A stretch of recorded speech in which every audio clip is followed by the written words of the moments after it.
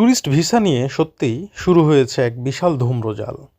আসলে কখন যে কী ঘটছে সেটা বলাটাই একটা টাফ বিষয় হয়ে গেছে। যদিও বা গেল ৩ দিন আগেই আমি একটা ভিডিওতে বলেছিলাম এই মুহূর্তে ট্যুরিস্ট ভিসা দেওয়ার সম্ভাবনাটা খুবই কম। কারণ অনেক রিসার্চ, অনেক ডাটা অ্যানালাইসিস করে যেটা পেয়েছিলাম তাতে মনে হচ্ছিল ট্যুরিস্ট ভিসা চালু হওয়ার সম্ভাবনা সত্যিই খুব কম।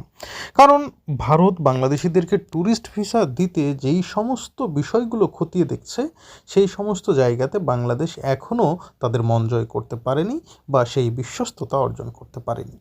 তারপরেও একটা খবর কিন্তু বেশ জোরে সোরে চাউর হচ্ছিল, 6 মে থেকে ভারতের ট্যুরিস্ট ভিসা চালু হয়ে যাবে।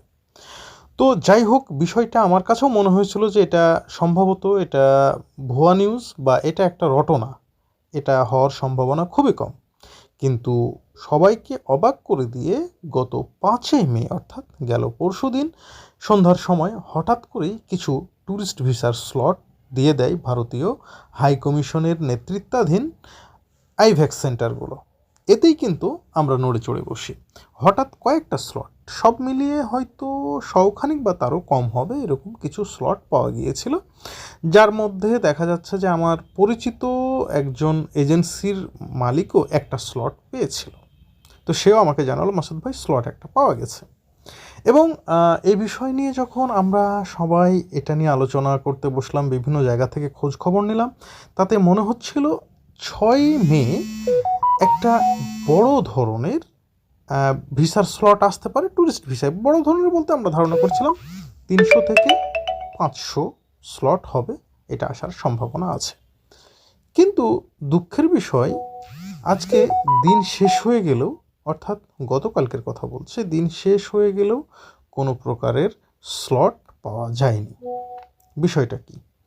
আসলে যেটা আমরা মনে করেছিলাম সেই বিষয়টা একেবারেই ভুল।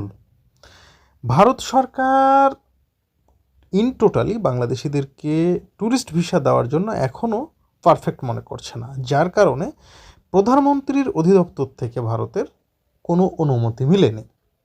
যদিও বা একটা সিম্পল ধারণা করা হচ্ছিল বা কোনোভাবে ভারতীয় মাধ্যম থেকে হয়তো আশ্বস্ত হয়েছিল অনেকে যে 6 মে থেকে বাংলাদেশের ট্যুরিস্ট ভিসার স্লট চালু হয়ে যেতে পারে। তো যাই হোক, 5 তারিখে কিন্তু কিছু স্লট দেওয়াও হয়েছিল, কিন্তু ভারতীয় হাইকমিশন থেকে যেটি বলছে এটি একটি ভুল বোঝাবুঝি, যে কোনোভাবে মিসিংলি এই স্লটটা দেওয়া হয়ে গেছে। যারা ফাইল জমা দিতে গিয়েছিল তারা ফাইল আর জমা দিতে পারেনি, তাদেরকে ফেরত পাঠানো হয়েছে এবং তাদেরকে বলা হয়েছে খুব শীঘ্রই হয়তো ট্যুরিস্ট ভিসা ওপেন হবে। তো আসলে বিষয়টা কি? বিষয়টা কিন্তু এখন একটা ধূম্রজালের মধ্যে আটকে গেছে। যারা আমরা আশা করেছিলাম যে হয়তোবা নতুন একটা আবারও যুগে আমরা পদার্পণ করলাম, কিন্তু আসলে তাদের আশাই বালি। এখন আমাদের করণীয় কি? আমাদের করণীয় একটাই, সেটা হচ্ছে আমাদেরকে একটু ধৈর্য ধরতেই হবে এবং যতক্ষণ পর্যন্ত ভারত বাংলাদেশ সম্পর্কটা ব্যালেন্সিংয়ে না আসবে, ব্যালেন্সিং বলতে ভারত যেটা চাচ্ছে সেটা যদি পুরোপুরিভাবে পূরণ করতে আমরা ব্যর্থ হই, অর্থাৎ আমাদের বর্তমান সরকার ব্যর্থ হয়, তাহলে ট্যুরিস্ট ভিসাটা চালু হওয়া সম্ভব নয়। আর যদি সেটা পূরণ করা সম্ভব হয় তাহলে হয়তোবা রেজাল্ট অন্যরকম হতে পারে। সো সেটা হওয়াটা কিন্তু আসলে সময় সাপেক্ষ ব্যাপার। তবে আমার কাছে মনে হচ্ছে যে সেটা খুব সহজেই সম্ভব নয়। আবার চালু হয়েও যেতে পারে, যেমন 3 দিন আগেও যেটা আমরা ধারণা করেছিলাম তার বিপরীতে এসে হঠাৎ 5 তারিখে কয়েকটা স্লট দিয়েও দিল, কিন্তু 6 তারিখে সেই স্লটের এগেনস্টে ফাইল আর জমা নেওয়া হলো না।